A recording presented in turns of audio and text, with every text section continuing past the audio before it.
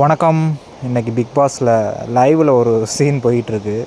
So Varshini, Muthukumaran and Sachana வந்து garden ஏரியாவில் உட்காந்து பேசிக்கிட்டு இருக்காங்க. அப்போது வந்து நம்ம வர்ஷினிக்கு வந்து ஒரு புதுவிதமான யோசனை வருது.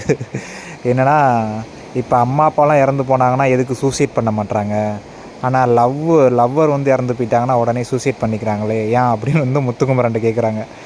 ஷாக்கிங்காக இருக்குது நம்மளுக்கு, என்னடா அப்படின்னு. நம்மளுக்கு ஏன்னு தோணுதில்ல, ஏன் அப்படி ஆக மாட்டேங்குது அப்படின்னு. முத்துக்குமரன் வந்து பதில் சொல்கிறாரு இதுக்கு.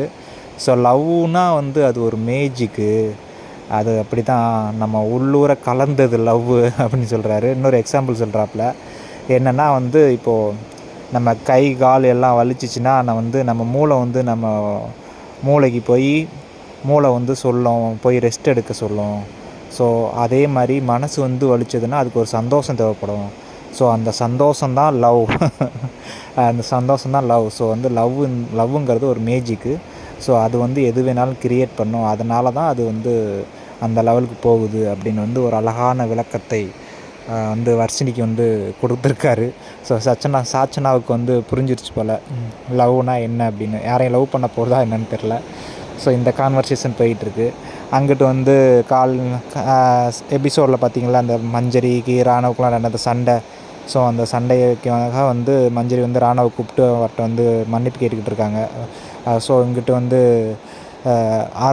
ராணுவும் பேசிக்கிட்டு இருக்காங்க. ஸோ யார்கிட்டையும் இன்ஃப்ளூயன்ஸ் ஆகாது அப்படின்னு வந்து அருண் வந்து ராணுவுக்கு வந்து அட்வைஸ் பண்ணிக்கிட்டு இருக்காரு.